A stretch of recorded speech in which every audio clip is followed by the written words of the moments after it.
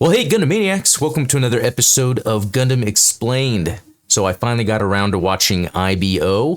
Well, at least the first episode. I plan to go through the whole series and talk about it here on the channel, but let's dive into the first episode. I'll share my thoughts. It starts very cryptic, and the way there's like this sort of grainy filter over everything makes me think that this is supposed to be some sort of flashback, perhaps. And then we quickly get to those main characters, but they look like they're older, and it looks like what's obviously a Gundam behind them. All right, and we get a really cool shot of the Gundam. So they showed off right in the beginning here. But I am a fan of this type of shot when Gundam does this thing where the pilot is looking up at the Gundam as if it's more than just a weapon, as if there is that connection there. I've always had that in my head for something I would want to see in the live-action Gundam movie to kind of show that there's some synchronicity between the pilot and the machine, and they do that here right off the bat, so I really appreciate that aspect. All right, and then we get a faction here. So this is CGS, and they're on Mars. This is the Kreese Guard Security.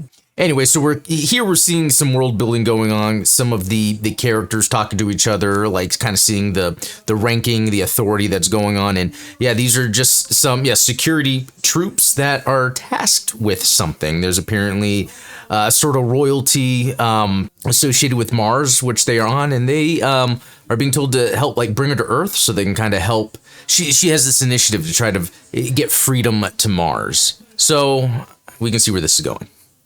And they do move this other group of characters that they seem to be doing some laborious work. I don't know if it has to do with the CGS group or whatever. It seems like it is in some way, but it seems like there's a difference between the ranks, like the workers and the security. All right, and as this is happening, we're seeing what could be the mechs, but they're a little different than what we expect. In fact, later on in the episode, when they see a mobile suit for the first time, they're like, oh, wow, a mobile suit. So while there are machinery and stuff out there, we see this more westernized style. I guess there's something like from Armored Core, right? That type of mech combat unit or worker unit in this case.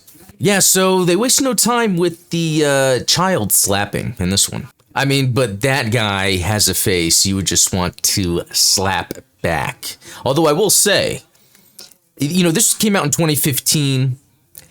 The animation is just okay. It actually usually takes a few episodes or more than that for me to see, okay, you know, what is where are they going to put in a lot of the animation, and where do they scale back to save that for other things?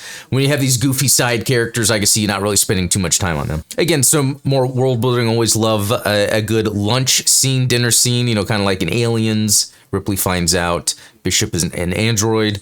Here, this really does a good job of kind of, again, showing the world these characters are in, but then there's conversations amongst each other. You know, the group, some of them were just told that they were to carry out this mission, and they were specifically selected. But then we kind of see the dynamics between kind of the older, mature, and the younger guys. All right, here we go. So this is, okay, Arbrow territory, Kreese autonomous government. So again, this is that group. I guess what we saw before was like kind of the security, I guess, out where they're working in the mines potentially. But then we kind of see where the royalty is, or I guess where the politicians, kind of the same thing anyway. Yeah, again, setting that up where we're going to see the conflict. This is typical Gundam stuff. And this is where we meet Kudelia, Ina, Bernstein.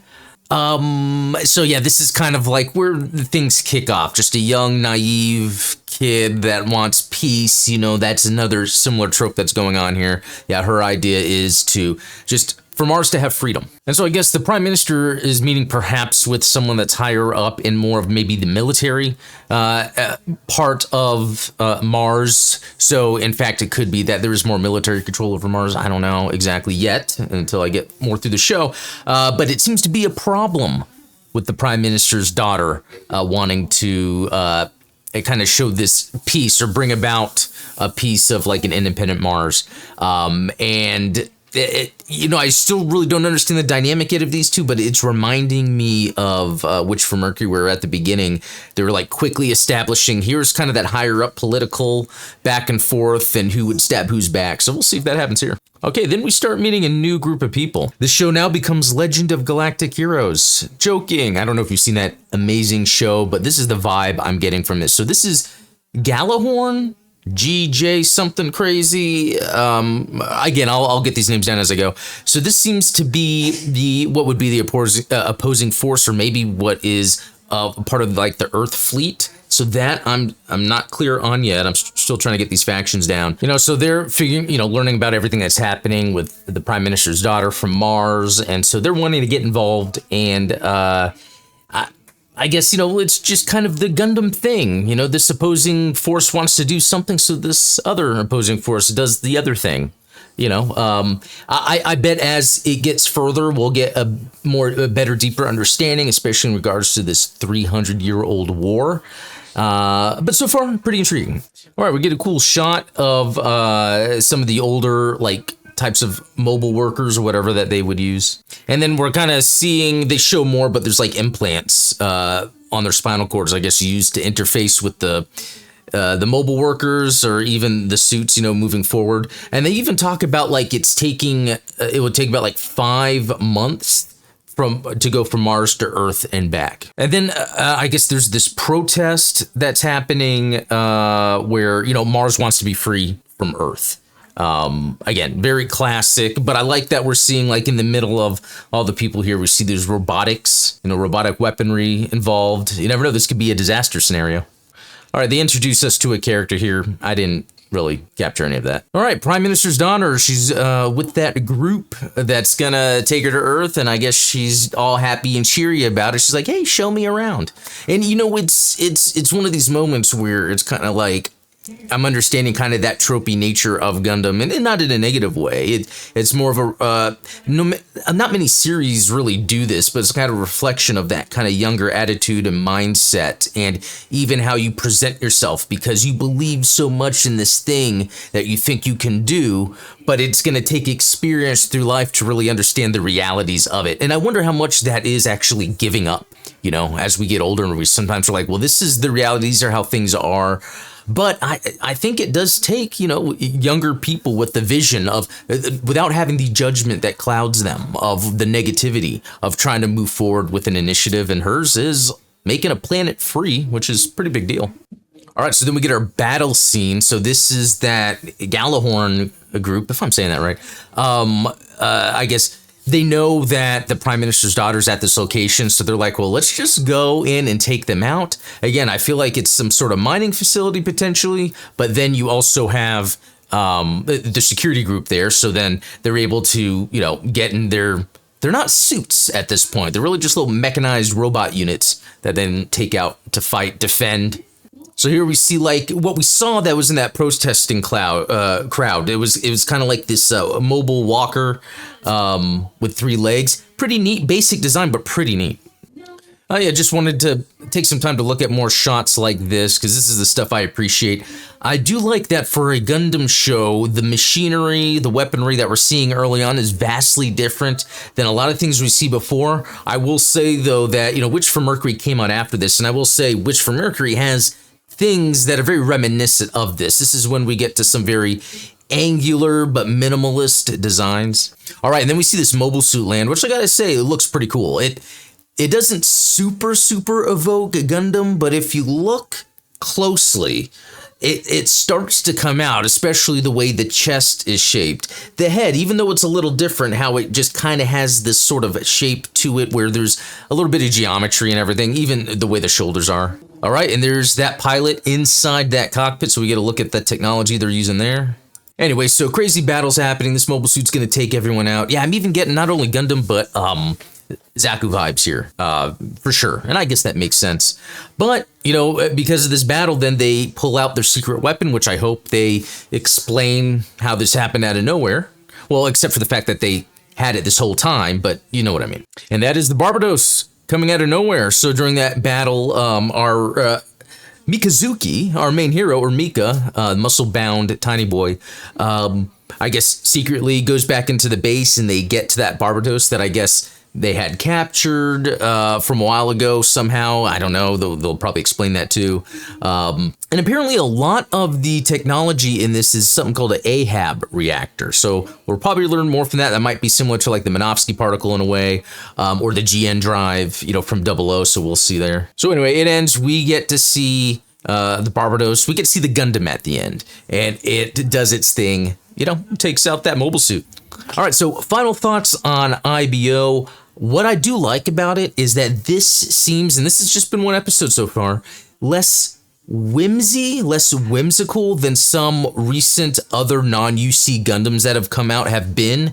I do think this takes some more serious approach, more serious than I was expecting in a lot of ways. It does some of the typical Gundam tropey stuff when it comes to like young kids, or when it comes to like the different factions and what their motivations are to battle each other. I mean, I'm hoping maybe it expands on things and gets a little more interesting, but I will say I do like the difference that I'm seeing from typical Gundam while still feeling like Gundam through the characters and everything. You know, and watching Exo Squad recently, there's something that I've noticed that is kind of the main difference, and I think I felt this before between anime and Western animation when they're telling stories, is that in Japanese animation, they will take time really diving into a character in a vulnerable moment, or sort of exaggerating the drama in a way to where I don't feel as a viewer that I've earned that yet. I mean, what I think it's doing is it's accelerating that connection that the viewer will have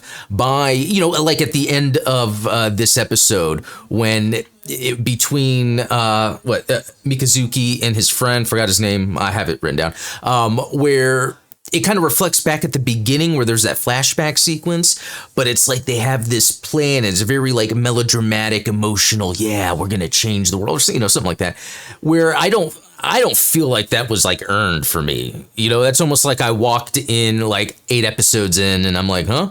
Whereas, you know, a lot of Western animation, what they tend to do is really just showcase a lot of action and showcase like a character being like, okay, I need to do this. Okay, I need to do that. And slowly, they'll then introduce more of the drama. You know, another thing I noticed too, like in Exo Squad, interesting I'm making these comparisons, is like it wasn't even until the second episode that they started focusing on, or they started even showing at all, I think it was the second or third episode, the characters from Earth, because they are main characters in Exo Squad, the ones from the Exo Squad, and then the guy on Earth that's part of the police force.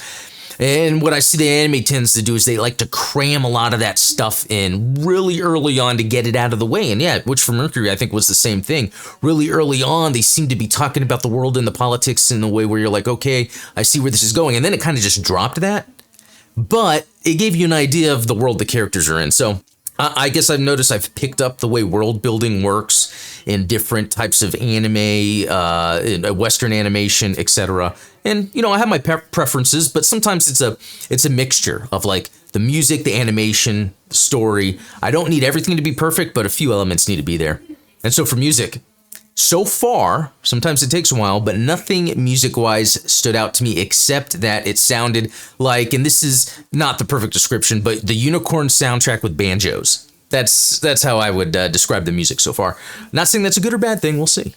But anyway, thanks for watching. I'm glad I'm finally getting to IBO. I'm going to break it down some more as I go through the entire series, start doing some lore on the mobile suits and everything. But yeah, if you've got any feedback or any comments about IBO, something they have a question about, yeah, let me know below. And also thanks to the supporters that make this possible. Check the links in the description for stuff like that if you're interested. And also there's a link to our Discord. We have a ton of fun there. But until next time, be cool.